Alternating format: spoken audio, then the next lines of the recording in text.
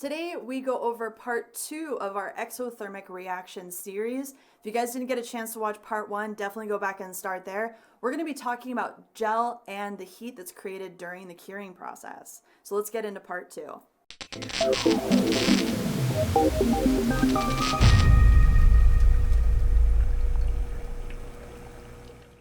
Hi, this is Joe McConnell coming to you from Light Elegance in Redmond, Oregon with Morris from the Nail Audit.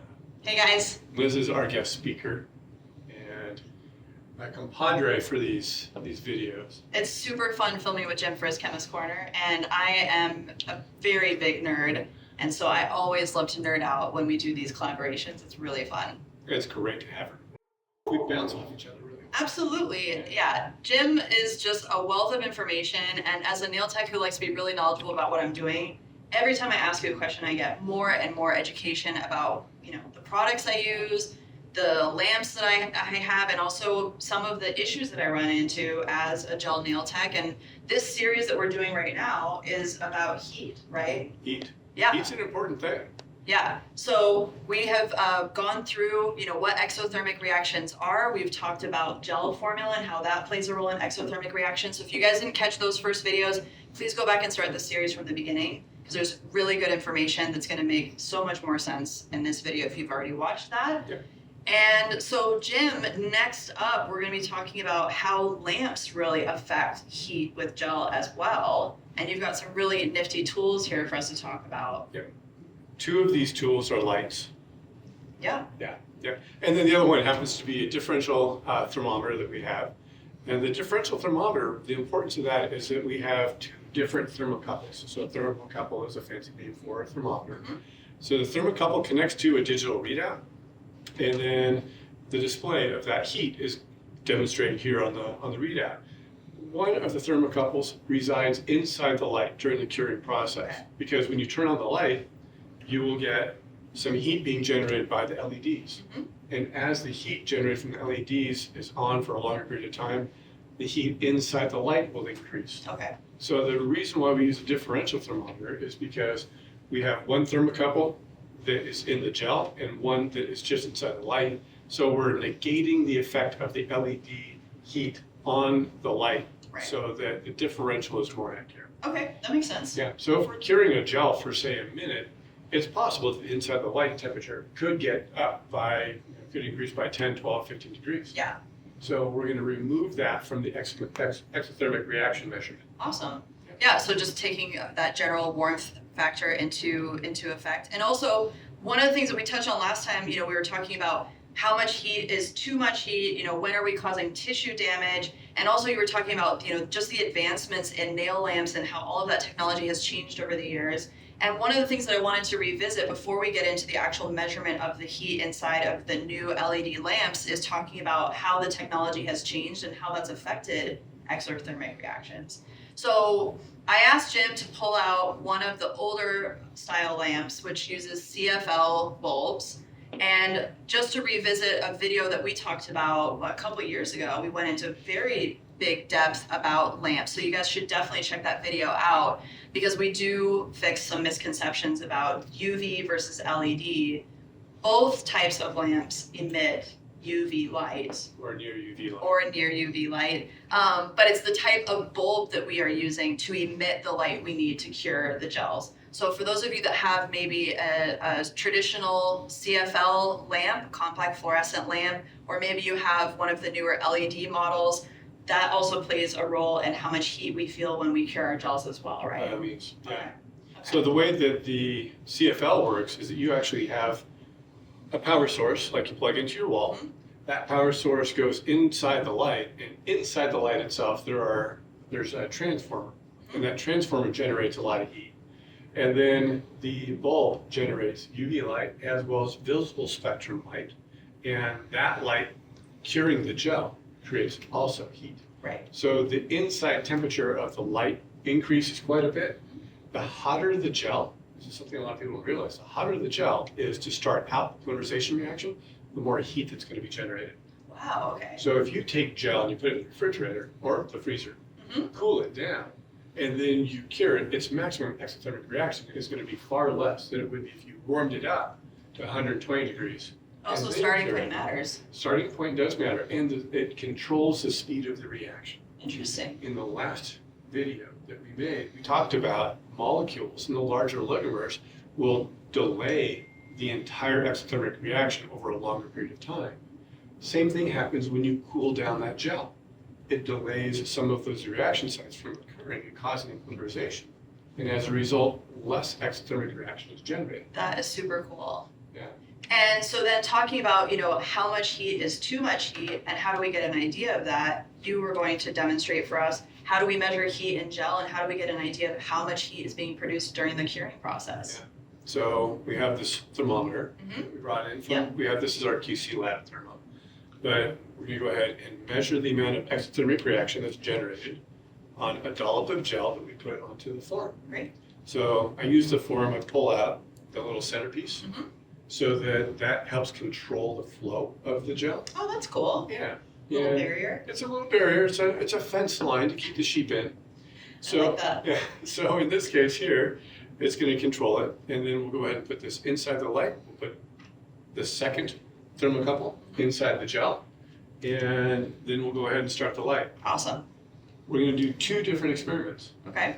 One experiment today is going to be the effect of, I'll go back there, just a full-blown cure with LED. So the difference in LED versus CFL is that the LED, as soon as the lights come on, you have heat being generated, you have curing occurring immediately.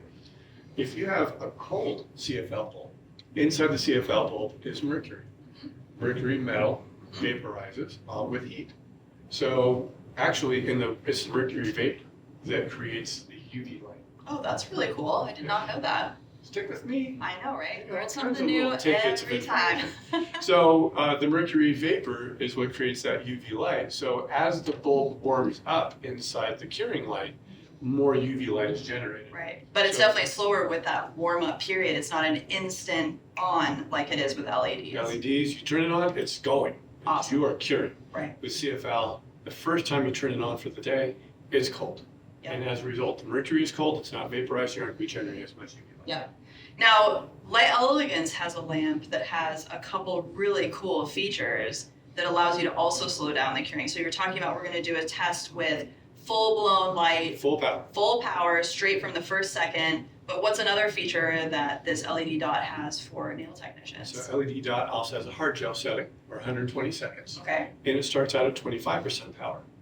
So in the second experiment that we run, we're going to go ahead and keep in mind the peak exothermic reaction of extreme clear gel that's in here right now. We'll do the same test next, and then it'll be with a hard gel setting. And you'll notice that there's significantly less exothermic reaction being generated by the curing gel. Very cool.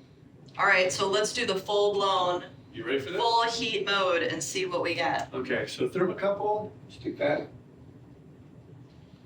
into the gel. Mm-hmm. And press away. Yep. We're up to 5 degrees, 10, 12. You can see it's really Yeah. heating up in temperature.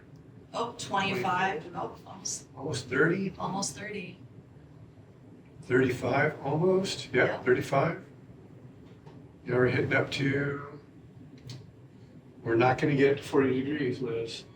So the temperature inside this room is about 70. So if the differential temperature between inside the light and the temperature of the gel, if that's 40 degrees, or 70 degrees in here, it's going to get to 110. Yeah, yeah. So, And in our last video, we were talking about kind of, using the analogy of meat, right? If we're talking about tissue damage, you get up beyond 165 degrees. If your gel is doing that, you are going to get some of that soft tissue damage underneath your nail plate or the surrounding skin. exactly. Yeah, yeah. And this is one way to mitigate it. So the extreme gel has a lot of oligomer in it. Mm-hmm.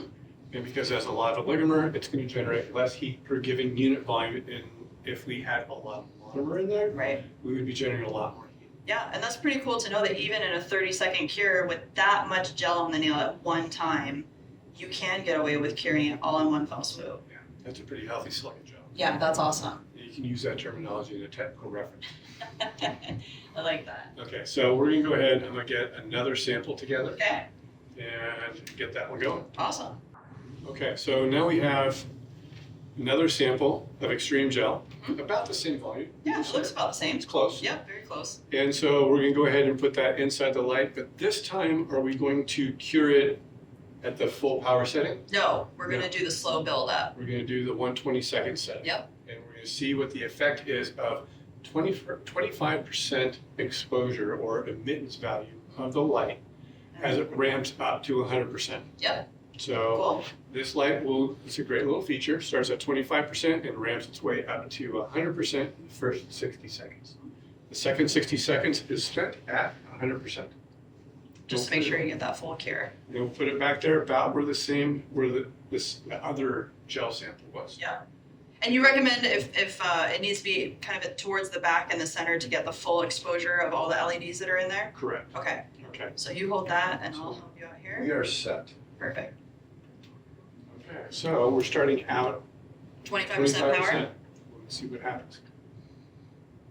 Not much effect on the heat yet. Slow ramp up. Yeah. We're still less than a degree. Absolutely. That's a pretty good change. Yeah. That's a About this time, we were substantial up at change. 10 degrees. Yeah. We're at 1 degree.